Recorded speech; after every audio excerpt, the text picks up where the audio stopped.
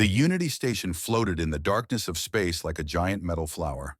It was home to thousands of beings from dozens of different worlds. Humans, Valorians, Gronthans, Makari, and many others lived and worked together in this place where stars were their only neighbors. Kang Tae-woo walked through the wide corridors of the station with a smile on his face. He was a cultural liaison officer, which meant his job was to help different species understand each other. It was not always easy. Sometimes a simple hand gesture that meant hello to humans meant something very rude to another species. But Tae-woo loved his work. He believed that understanding was the first step to friendship. Today, he was going to meet his wife at the medical center. Dr. Yoon Hana was a biologist who studied how different species lived and grew. She was also 7 months pregnant with their first child. Every time Tae-woo thought about becoming a father, his heart felt too big for his chest. He found Hana sitting in the waiting area, her hand resting on her round belly. She looked up when she saw him and her face brightened. "You came," she said. "I will always come," he replied, sitting down next to her. He placed his hand gently on her belly and waited. A moment later, he felt it, a tiny kick from inside. Their baby was saying hello. "She is active today," Hana laughed. "She knows her father is here," Tae-woo said proudly. What neither of them noticed was that someone was watching them from across the room. Lyra, a Valorian ambassador, stood near the entrance with her violet eyes fixed on the human couple. She had 4 arms, blue skin that glowed softly, and a mind full of questions. Lyra had been on the Unity station for 6 months now. She had learned many things about humans during this time. She knew they needed to eat 3 times a day. She knew they slept for 8 hours every night. She knew they laughed when they were happy and cried when they were sad. But there was one thing about humans that she did not understand at all: the way they made families. On her homeworld, Valorians did not have families like humans did. When Valorians wanted to create new life, they went to a special building called a synthesis center. There, they gave their genetic codes to the machines. The machines mixed the codes from hundreds of different Valorians and grew new babies in special pods. No one knew which baby carried their codes. No one raised their own children. The community raised all children together. It was clean, it was simple, it was efficient. But as Lyra watched Tae-woo touch Hana's belly with such tenderness, she felt something strange in her chest. It was like a small empty space that she never knew was there. The couple left the medical center hand in hand, and Lyra stayed frozen in place for a long moment. Then she made a decision. She needed to learn more. That night, while the station dimmed its lights to simulate nighttime, Lyra went to the Human Cultural Database. It was a special computer system where anyone could learn about human history, traditions, and biology. She sat down at the terminal and began her search. "Human reproduction," she typed. The information that appeared on the screen made her eyes grow wide. First, she learned about the biological process. Humans created new life through physical connection between 2 people. The baby then grew inside the mother's body for 9 months. 9 months of carrying another life within yourself. Lyra could not imagine such a thing. But that was not what shocked her most. She learned that before humans created life together, they usually did something called falling in love. This was a process where 2 people developed deep emotional feelings for each other. They spent time together. They talked. They laughed. They shared their fears and dreams. They chose each other out of all the other people in the world. And then, even after the baby was born, they stayed together. They raised the child as a unit. They called themselves a family. Lyra read for hours. She learned about first dates, where 2 humans met and tried to see if they liked each other. She learned about weddings, where humans promised to stay together forever in front of all their friends and family. She learned about anniversaries, where couples celebrated how long they had been together. She learned about something called holding hands, which was when 2 people connected their fingers just to feel close to each other. She learned about hugging, where people wrapped their arms around each other for comfort. She learned about kissing, which was apparently very important to humans but seemed quite strange to Lyra. The more she read, the more confused she became. And the more confused she became, the more she wanted to understand. On her world, no one chose anyone. Reproduction was a duty to society, not an act of love. Children were raised by teachers and caretakers, not parents. The word parent did not even exist in the Valorian language. Lyra had never known who contributed the genetic codes that made her. She had never wondered about it before. But now she wondered. She thought about Tai Wu's face when he felt his baby kick. There was so much joy there, so much love. He already loved someone he had never met, just because that someone was part of him and part of Hana. Lyra closed the database and sat in the darkness of the terminal room. The empty space in her chest felt bigger now. She placed all four of her hands over the spot where humans kept their hearts. Valorians did not have hearts in the same way. Their bodies worked differently, but in that moment, Lyra wished she had one. She wanted to know what it felt like to love someone so much that you would grow them inside your own body. She wanted to know what it felt like to choose someone and be chosen in return. She wanted to know what it felt like to be part of a family. The next morning, Lyra woke up with a plan. She would find Tai Wu and ask him her questions directly. Humans seemed to enjoy explaining things about themselves. She had noticed this during her 6 months on the station. They were proud of their strange ways. She got ready quickly and went to find the human who had started all these new feelings inside her. She did not know yet that her questions would change everything, not just for her, but for dozens of species across the station. She only knew that she needed answers, and she was going to get them. Lyra found Tai Wu in the mess hall the next morning. The mess hall was a large open space where beings from all species came to eat. Long tables filled the room, and the smell of 100 different foods mixed in the air. Some smells were pleasant, others made Lyra want to cover her nose. Tai Wu was sitting alone at a small table near the window. Through the glass, countless stars sparkled against the black void of space. He was drinking something brown and hot that humans called coffee. Lyra had tried coffee once. It tasted like burnt plants and sadness. She did not understand why humans loved it so much. She walked straight to his table. Her forearms were pressed tightly against her sides because she was nervous, but her face showed only determination. She had practiced her questions all night. "Lieutenant Kang," she said, "may I sit with you? I have questions." Tai Wu looked up and smiled. He was always friendly to the alien ambassadors. It was his job, but it was also his nature. "Of course, Ambassador Lyra. Please sit." Lyra sat down across from him. For a moment, she just stared at him. He was an average human male. 2 arms, 2 legs, brown eyes, black hair. Nothing special by human standards, but he had something that Lyra wanted to understand. "I watched you yesterday," she said directly. Valorians did not believe in small talk. "You and your wife, at the medical center. I saw you touch her stomach. I saw you smile when something moved inside her." Tai Wu's eyebrows rose slightly, but he nodded. "Our baby kicked. It is a normal thing during pregnancy." "Normal," Lyra repeated. She leaned forward. "Lieutenant, I must ask you something. Please do not be offended by my ignorance." "I will try my best," he said. "You grow your offspring inside your bodies?" The question came out louder than Lyra intended. At the tables around them, several heads turned. A tall Gronthan with gray skin and small eyes looked over with interest. 2 small furry creatures called Pixie stopped eating to listen. Even a Makari, a being made of living crystal, turned its shimmering body toward them. Tai Wu coughed and set down his coffee. "Yes, human females carry babies inside them for about 9 months before birth. But before that," Lyra continued, her voice still too loud, "you require emotional bonding, yes, physical intimacy, this love concept that I read about." Now Tai Wu's face turned a shade of pink. Lyra had learned that this meant embarrassment for humans. She did not understand why. She was only asking about biology. "That is, yes. Generally, humans form romantic relationships before having children together. It is not always the case, but it is common." "But why?" Lyra asked. "Why make it so complicated? On my world, we simply contribute genetic material to synthesis pods. It is clean. It is efficient. No emotions required." The Gronthan had moved closer to their table.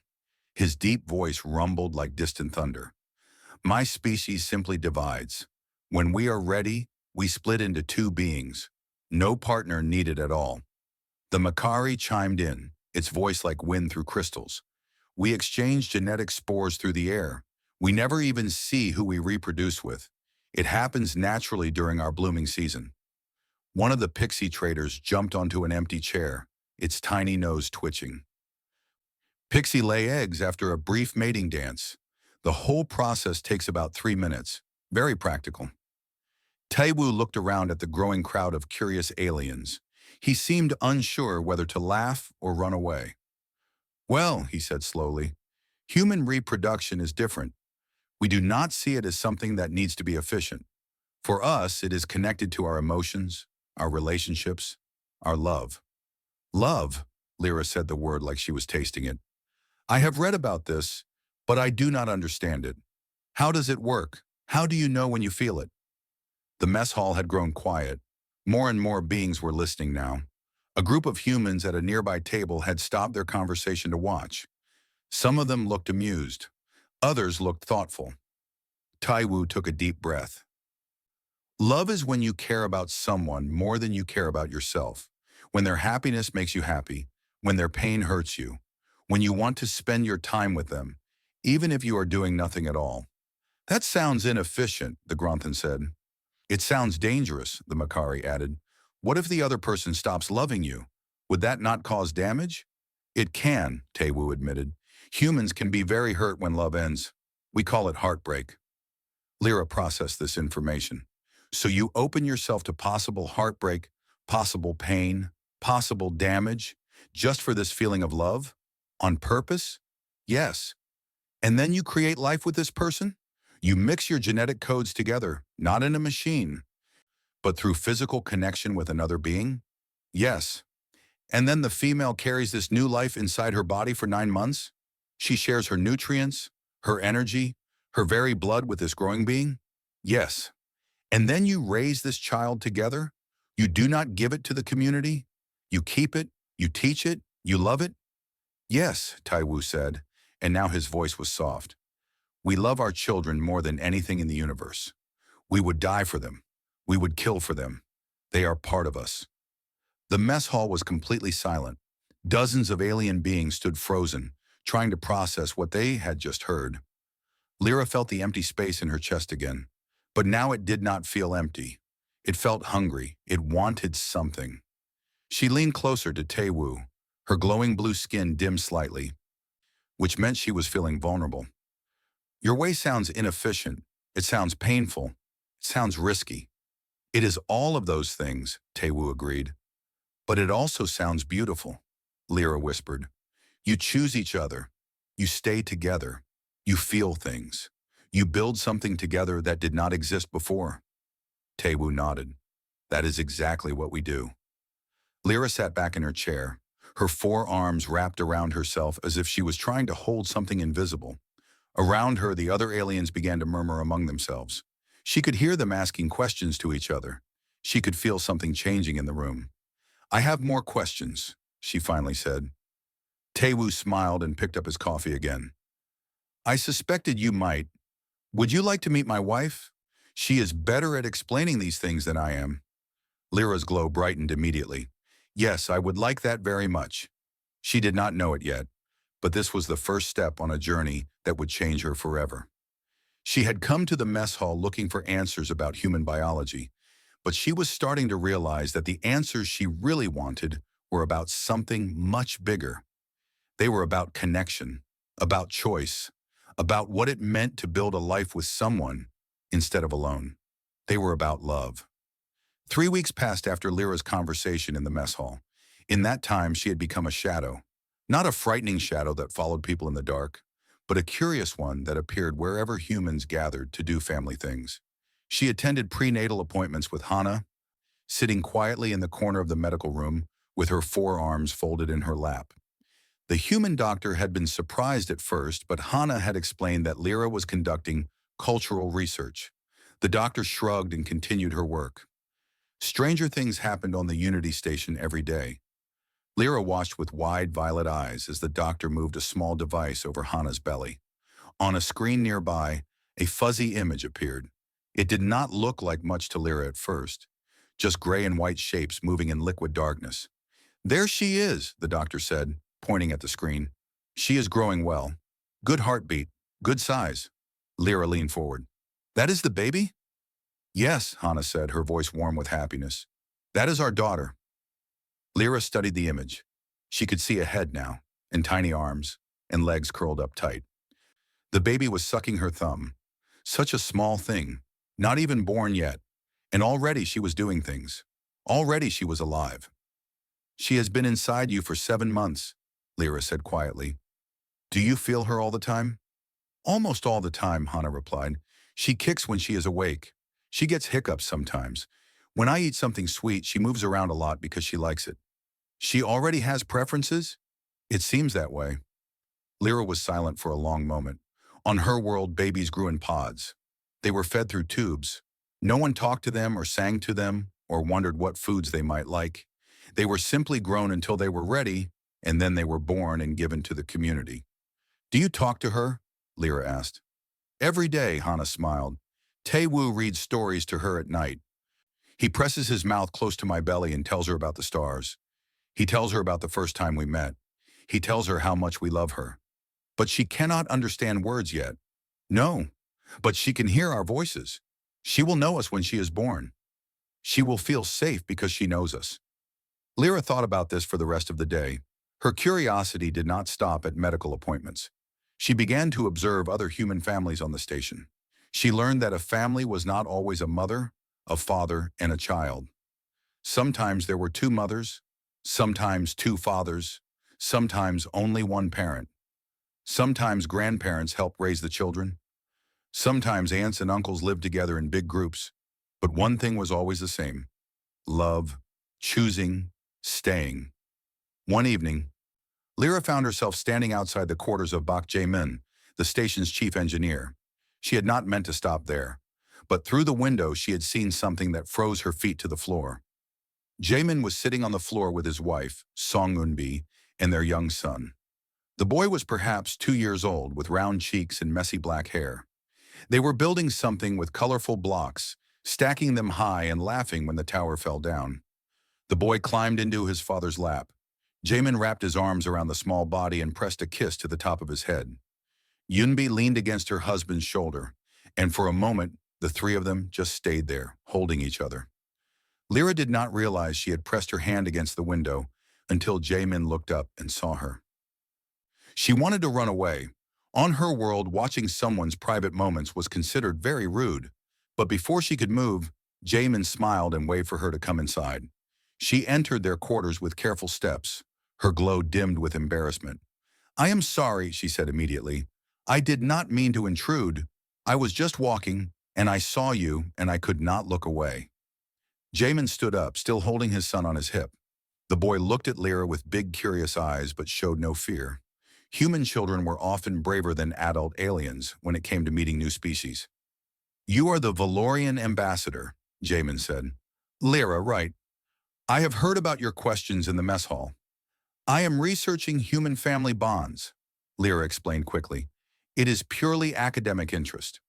But even as she said the words, she knew they were not entirely true.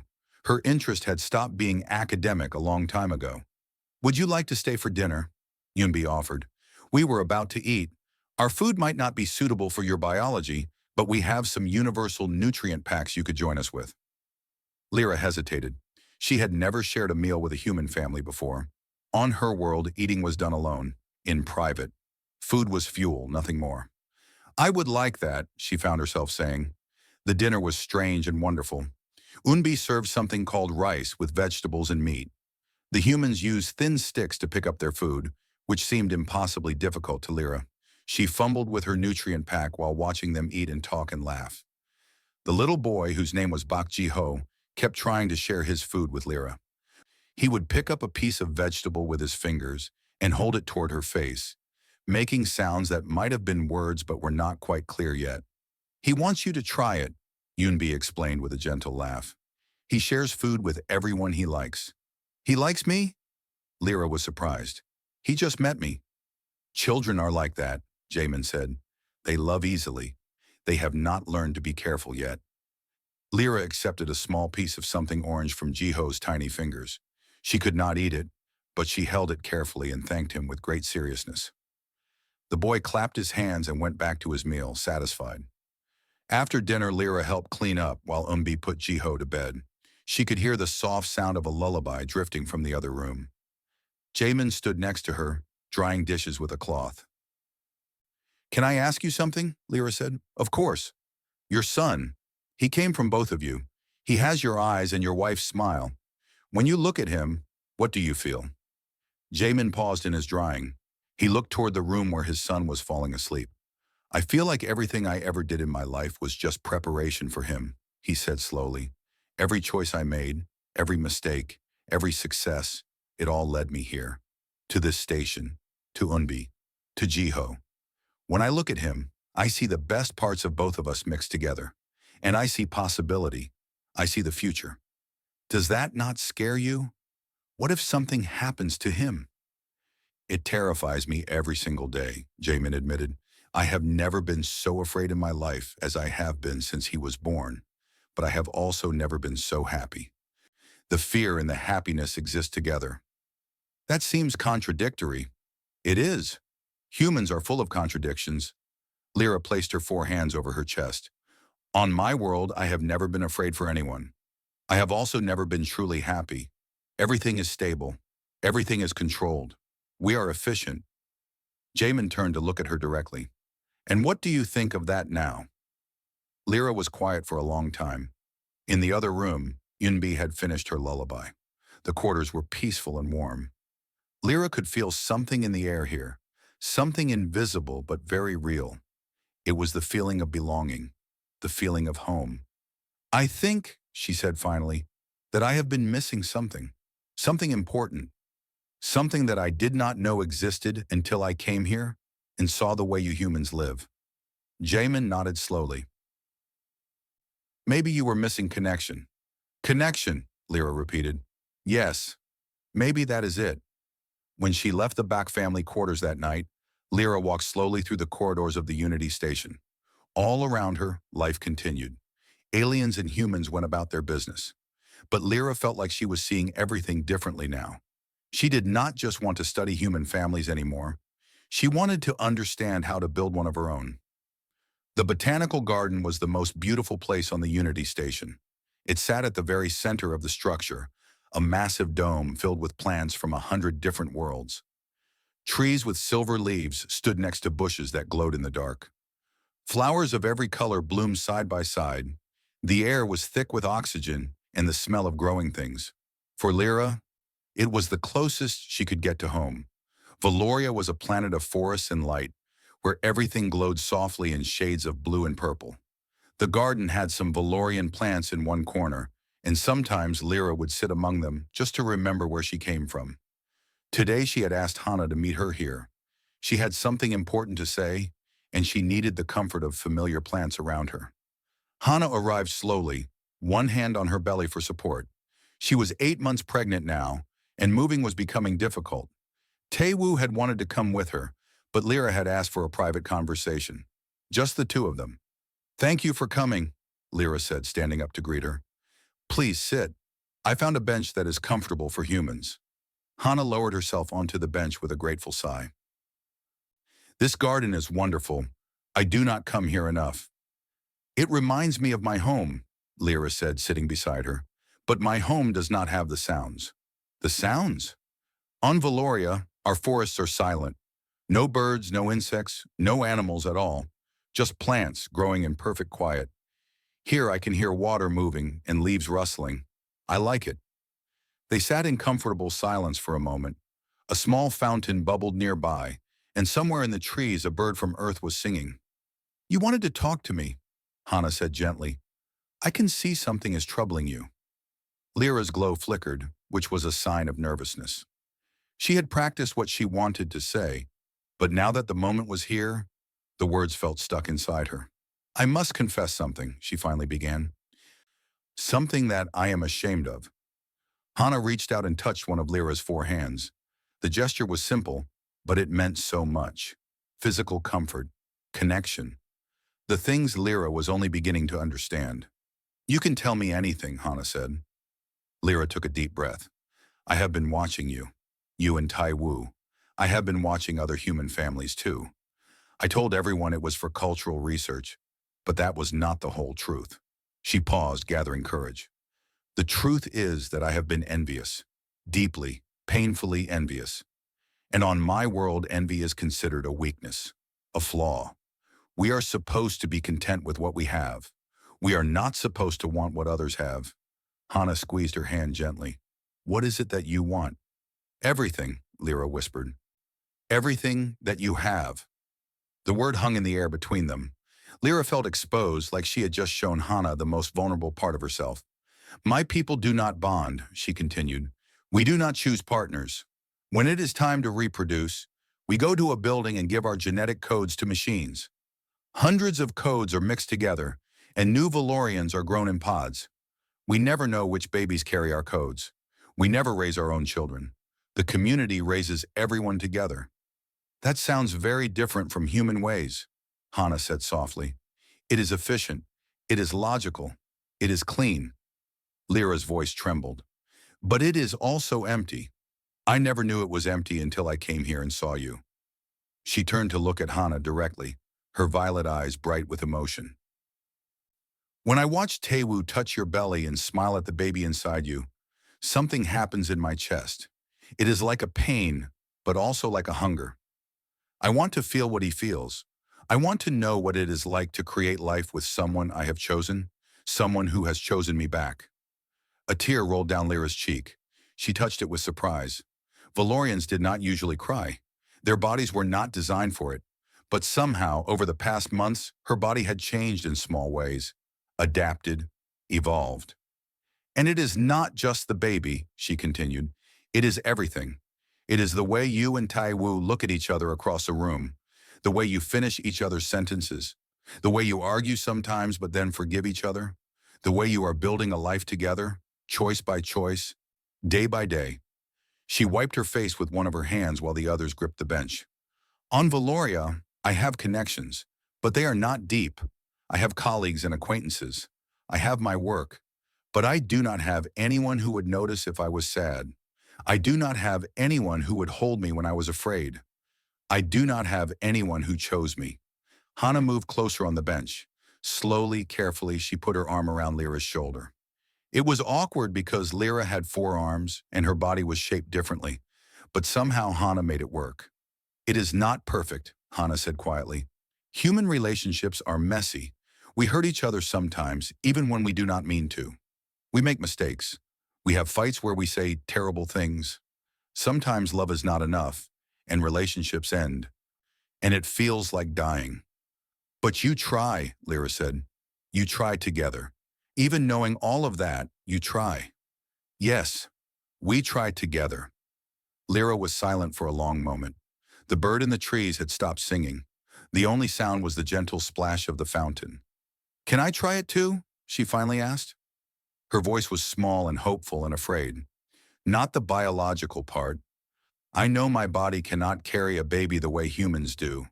But the rest of it, the choosing, the bonding, the building, the family. She looked at Hana with desperate hope. Is it possible for someone like me? Someone whose species was never designed for this? Can I learn to love? Can I learn to be loved? Hana's eyes were wet now too.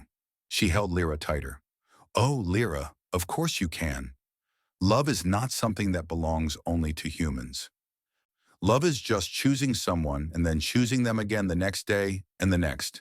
Anyone can do that, even Valorians. But I do not know how. I do not know how to begin. You have already begun, Hana said. The fact that you want this, that you came to me and shared your heart like this, that is the beginning. That is vulnerability. That is courage. That is the first step. Lyra looked at her with wonder. It is. Yes, and you know what else?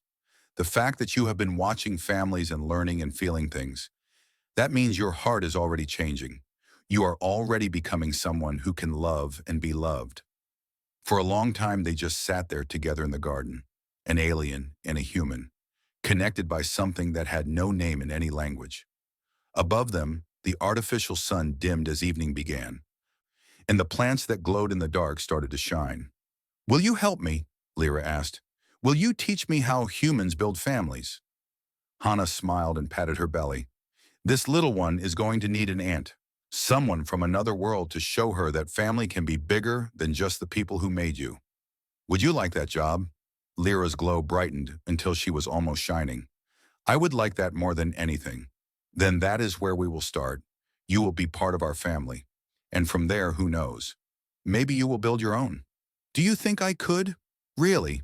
Hana laughed softly. Lyra, if there is one thing I have learned about you, it is that when you decide to do something, nothing in the universe can stop you. You will find your person. I am sure of it. Lyra held on to those words like they were precious treasures. She did not know yet that her person was closer than she thought. She did not know that her journey was about to take a turn she never expected. But for now in the garden, surrounded by plants from 100 worlds, she let herself hope, and that was enough. News traveled fast on the Unity station. Within days of Lyra's confession in the garden, aliens from dozens of species had heard about the Valorian ambassador who wanted to learn human love. And they wanted to know more. Commander Oh Soo-hyun discovered just how fast news traveled when she arrived at her office one morning and found a line of aliens waiting outside her door. There were Gronthons and Makari and pixie traders. There were species she had never seen before, with bodies of all shapes and colors. They filled the corridor and spilled around the corner. "What is happening here?" she asked, pushing through the crowd to reach her office. A tall Gronthon stepped forward. His gray skin was rough like stone, and his small eyes held an expression that Soo-hyun had never seen on a Gronthon before. It looked almost like hope. "Commander, we wish to make a formal request," he said, his deep voice rumbling.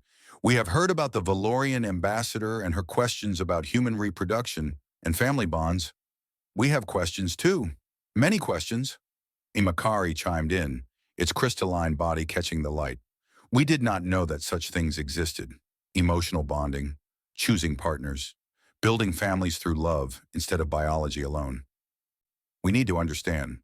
"Please," a small furry pixie said from somewhere near Soo-hyun's knees. "Please teach us." Soo-hyun stood very still for a moment. She was not a young woman anymore. She had spent 30 years in space, commanding stations and ships and crews. She thought she had seen everything. She had not expected this.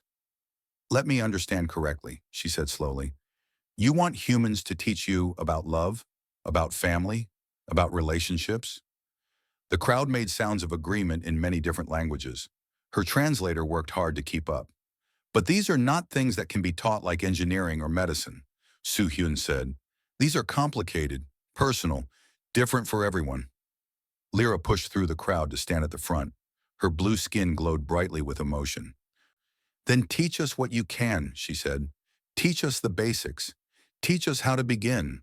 We are not asking you to give us human hearts. We know that is impossible, but maybe you can show us how to use the hearts we already have." Soo-hyun looked at the crowd of aliens. She saw something in their faces that she recognized. She saw loneliness. She saw longing. She saw the same hunger that every human felt at some point in their lives. "Give me one day," she finally said. "Let me talk to my people. We will figure something out." That night, Soo-hyun called a meeting of all the humans on the station. They gathered in the large assembly hall, hundreds of men and women and children, all wondering why they had been summoned. Soo-hyun stood on the stage and explained the situation. She told them about the aliens' request. She told them about Lyra's journey. She told them about the crowd outside her office. "I know this is unusual," she said, "but these beings are reaching out to us. They are asking us to share something that makes us human. I believe we should try." A young woman near the back raised her hand. "But how do we teach love? It is not like teaching someone to fly a shuttle." "No," Soo-hyun agreed. "But we can teach what we know. We can share our experiences. We can show them what love looks like in practice, even if we cannot explain exactly how it works." A man with gray hair stood up. "I have been married for 40 years. I still do not fully understand how it works, but I know that it does. Maybe that is enough." Slowly, more humans began to nod. They looked at each other, and something passed between them, an understanding, a willingness. "I think we should do it," someone said. "I agree," said another. "Let us help them," said a third. And so the Unity Station began its most unusual program ever. Humans called it the Heart Exchange. The name was cheesy, but it stuck. Over the following weeks, humans taught aliens about every aspect of emotional bonding and family building. They did not focus on the physical parts of reproduction. That was biology, and each species had its own way of doing that. Instead, they focused on connection. They taught about first dates, how two people met and spent time together to see if they enjoyed each other's company, how the nervousness was normal, how sometimes it did not work out, and that was okay. They taught about talking, really talking, not just exchanging information, but sharing fears and dreams and silly thoughts that meant nothing to anyone else. They taught about listening, about remembering small details that showed you cared. They taught about touch, not romantic or physical touch, but comfort touch, holding hands when someone was scared, hugging when someone was sad, a pat on the shoulder to say good job. The aliens learned that humans use touch to communicate things that words could not express. They taught about fighting. This surprised the aliens most of all. Humans actually taught them how to argue, how to disagree without destroying the relationship, how to say, I am angry instead of, you are terrible, how to apologize when you were wrong, how to forgive when the other person apologized. You do this regularly? The tall Gronthan asked during one session. You fight with the people you love? All the time, said Tae-woo, who was leading the session. Conflict is normal. It is how we grow. The important thing is that we work through it together. The Gronthan sat down slowly, looking shaken. His species never conflicted with each other. They simply agreed or separated. The idea of staying with someone through disagreement was revolutionary. They taught about time, how love was not just a feeling, but a decision you made every day. How you chose the same person over and over, not because you had to, but because you wanted to. How that choice meant more than any biology. They taught about loss. This was the hardest lesson. Humans explained that when you loved someone deeply, losing them could feel like losing part of yourself. Some aliens found this terrifying. Others found it strangely beautiful. You feel pain because you loved, the Makari said one day, its crystal body shimmering with new patterns. The pain is the price of the love, and you think the love is worth the price. Yes, said Soo-hyun. Every time. The Makari made a sound that might have been crying, if crystals could cry. As the weeks passed, something remarkable began to happen. Aliens started applying what they learned. The Gronthans, who had always divided alone, began to wonder about finding partners to share their lives with before dividing. The Makari started gathering in small groups instead of staying solitary, learning to form connections they had never imagined. The pixie traders, who had always seen mating as a 3-minute transaction, began courting each other. They brought each other small gifts and did little dances that meant I see you instead of just let us reproduce. And Lyra watched all of this with joy in her heart. The questions she had asked so innocently in the mess hall had started something that was spreading across the station like light. But she was still searching for something herself. She had learned so much about love in theory. She had watched other beings begin to form connections. She had not yet found her own person. Until one day, she did.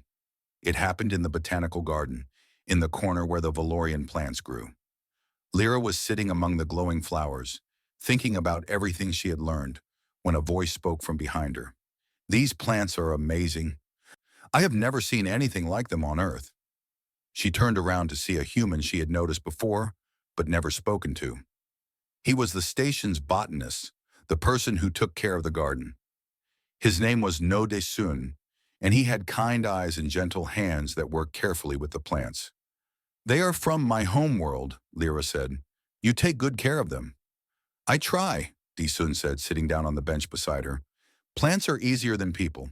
They do not have complicated emotions. Lyra looked at him curiously. Do complicated emotions bother you? De-sun laughed softly. They scare me a little. I have always been better with growing things than with understanding people. I am the opposite, Lyra said. I understand people well enough, but I never learned how to grow things, especially feelings. They looked at each other, and something passed between them. It was small and quiet, just a spark of recognition.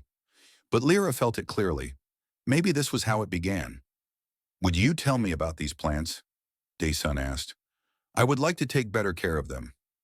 Lyra smiled, and her glow brightened just a little. I would like that. And maybe you could teach me about the earth plants in return. That sounds like a fair trade. They sat together in the garden as the artificial evening came, talking about plants and home and simple things, and neither of them knew yet that this was the first conversation of many. The first step on a path they would walk together. 3 months had passed since Lyra first met Daysun in the garden. In that time, the Unity Station had seen many changes. Aliens formed friendships and partnerships that would have been unthinkable before. The Heart Exchange program had become famous, and visitors from distant worlds came just to learn about human-style bonding. But the biggest change had happened inside Lyra herself. Every day she found reasons to visit the botanical garden. She told herself it was because she missed the Valorian plants. But she knew the real reason was Daysun. The quiet botanist with the kind eyes and gentle hands had become the most important part of her day. They talked about everything, plants and stars and memories and fears. He told her about growing up on Earth in a small town near the mountains. She told him about Valoria, its silent forests and its lonely people who had never learned to connect. "I never fit in on my world," she admitted one evening as they sat among the flowers. "I always felt like something was missing, like there was a part of me that was supposed to wake up but never did." "And now?" he asked. "Now I think that part is finally waking up. Because of this place, because of the humans here." She paused. "Because of you." Daysun did not say anything, but he took one of her hands gently in his. 4 of her fingers wrapped around 2 of his. It was not a perfect fit, but somehow it felt right. Their first date had been awkward and wonderful. Lyra had studied human dating rituals carefully, but the reality was different from the theory. She had knocked over her drink twice. She had accidentally insulted human food before remembering that Daysun might have cooked it himself. She had laughed too loud and then gotten embarrassed about laughing too loud. But Daysun had just smiled through all of it. He seemed to find her confusion charming instead of annoying. He had reached across the table and touched her hand and said, "You are doing great. This is perfect." She had not believed him, but she had appreciated the kindness. Now, 3 months later, she no longer felt awkward around him. She felt at home. Today was a special day on the station. Hana had finally given birth to her baby, a beautiful little girl with her father's eyes and her mother's smile. They had named her Kang Yuna, and half the station had come to see her. Lyra stood in the corner of the medical center, watching as humans and aliens alike lined up to meet the new baby. Tae-woo held Yuna carefully, showing her off with the proud smile of a new father. Hana looked tired but happy, surrounded by flowers and gifts. When it was Lyra's turn, she approached the bed slowly. Her 4 arms hung at her sides, suddenly useless. She did not know how to hold a human baby. She did not know if she should even try. "Would you like to hold her?" Hana asked. "I do not know how," Lyra admitted. "What if I hurt her?" "You will not hurt her. Here, sit down. I will show you." Lyra sat in the chair next to the bed. Carefully, gently, Hana placed the tiny baby in Lyra's 4 arms. The weight was almost nothing. The warmth was everything. Yuna opened her eyes and looked up at Lyra. She did not cry or look afraid. She just looked with those dark newborn eyes as if she was trying to understand what she was seeing. "Hello, little one," Lyra whispered. "I am your Aunt Lyra. I come from very far away, but I am your family now." The baby made a small sound, and one of her tiny hands reached up. Lyra lowered her face closer, and the little fingers touched her glowing blue cheek. Lyra had never felt anything like it. The touch was so small, so gentle, but it reached something deep inside her. Her eyes filled with the tears that had become more common since she arrived on the station. "Thank you," she said to Hana. "Thank you for letting me be part of this. Thank you for wanting to be." Later that evening, there was a celebration. Everyone gathered in the large recreation hall to welcome the new baby and celebrate the growing community of love that the station had become. Music played. Food was shared. Beings from a dozen worlds danced together in ways that would have seemed impossible a year ago. Lyra found Daysun standing by the observation window, looking out at the stars. She walked to him and stood close, their shoulders almost touching. "What are you thinking about?" she asked. "About how much things have changed," he said. "When I first came to this station, I spent most of my time alone in the garden. I talked to plants because they were easier than people. I never thought I would find someone who made me want to try harder." Lyra's glow brightened. "And did you? Find someone?" He turned to look at her. His eyes were soft and serious. I think you know the answer to that. Lyra took a deep breath. This was the moment. She had learned about this moment from the heart exchange sessions. The moment of declaration. The moment when you stopped pretending and spoke the truth out loud.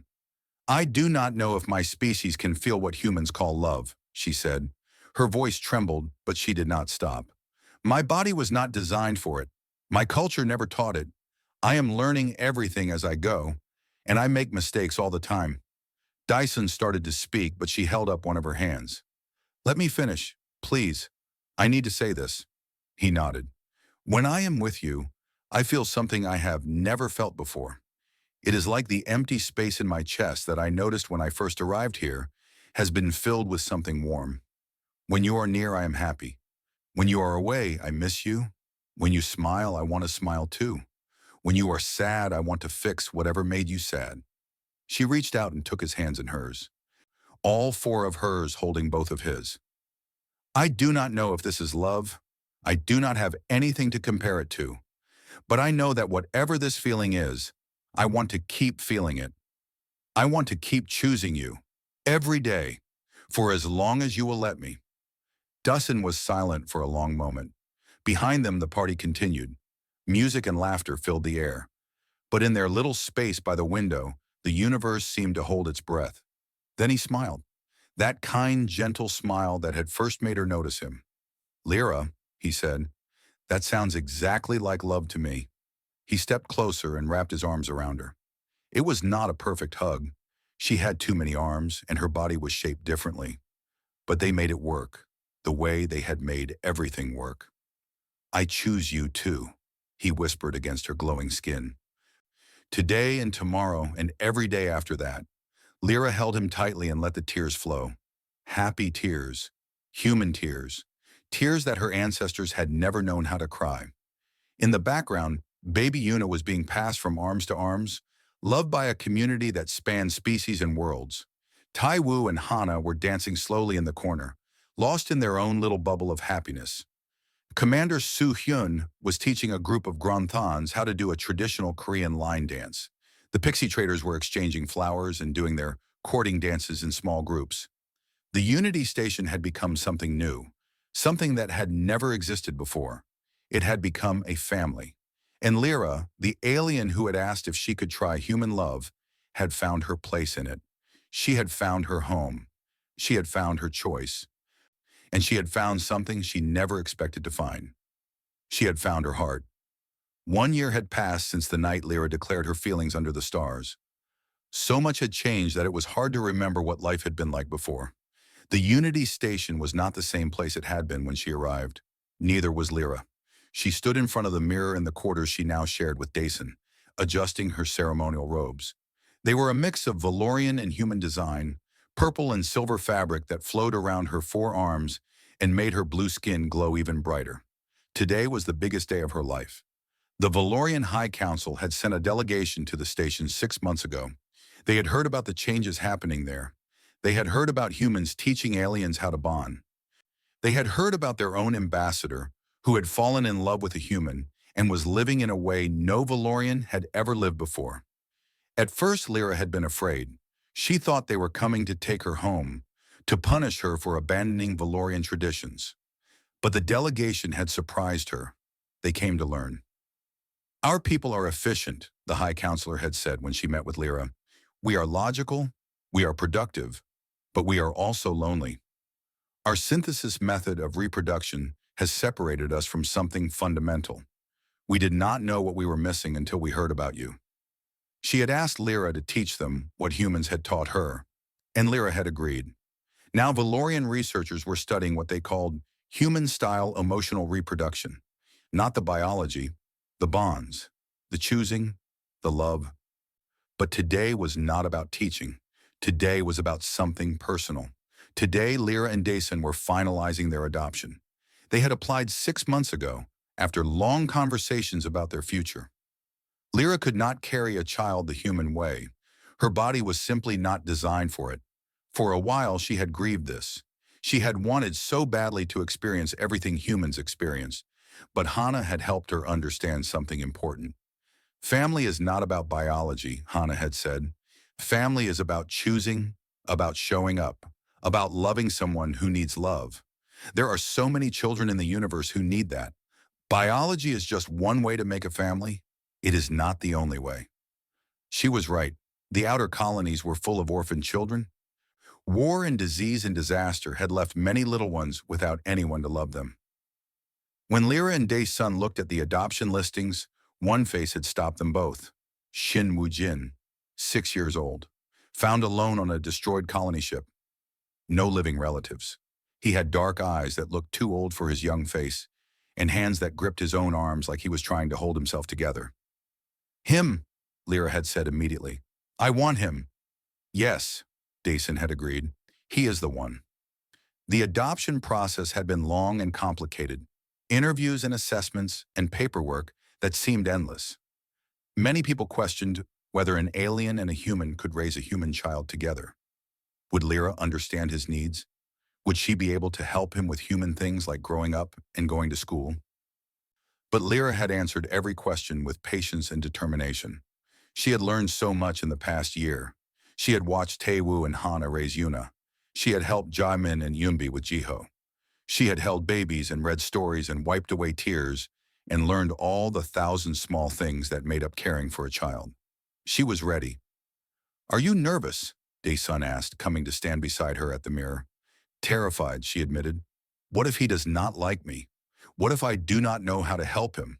What if I make mistakes? Daesun put his arm around her. After a year, they had figured out how to hug comfortably, despite their different bodies. You will make mistakes, and he said. We both will. That is what parents do. But we will also love him. We will show up for him every single day. We will choose him, and eventually he will choose us back. How do you know? Because that is how family works. It is messy and imperfect and sometimes hard. But it is worth it. You taught me that. Lyra leaned into him, drawing strength from his warmth. They went together to the adoption center, which was in a quiet corner of the station. The social worker met them with a smile and led them to a small room where a little boy sat on a chair, his feet dangling above the floor. Woo-jin looked up when they entered. His eyes were cautious, guarded. He had learned not to hope for too much. Children who had lost everything often learned that lesson too young. Lyra knelt down so she was at his eye level. Her forearms stayed at her sides, not reaching for him. She remembered what she had learned about letting children come to you in their own time. Hello, Woo-jin, she said softly. My name is Lyra. This is Dae-sun. We have been waiting a long time to meet you. The boy looked at her glowing blue skin, her violet eyes, her forearms. He did not seem afraid, just curious. You are not human, he said. No, I am not. I am Valorian, but I love a human very much, and I want to love you too, if you will let me. Woo-jin was quiet for a long moment. His small hands gripped the edge of his chair. My parents died, he said, on the ship. Everyone died except me. I know, I am so sorry that happened to you. Will you die too? The question was asked simply, but Lyra could hear the fear behind it. This was a child who had learned that love could be taken away without warning, who was afraid to reach for anything because it might disappear. Lyra felt her heart break and grow at the same time. I cannot promise that I will never die, she said honestly. No one can promise that. But I can promise that I will never leave you on purpose. I can promise that I will love you for as long as I live. I can promise that I will always come back to you if I can. She held out one of her hands, palm up, an invitation. I know that is not enough. I know you are scared. But I was scared too, when I started learning about love. I did not know if I could do it. I did not know if I was made for it. But I tried anyway, and it was the best thing I ever did. Woo-jin looked at her hand for a long time. Behind Lyra, Daesun stayed quiet, letting her take the lead. Then slowly, carefully, the little boy reached out and placed his small hand in hers.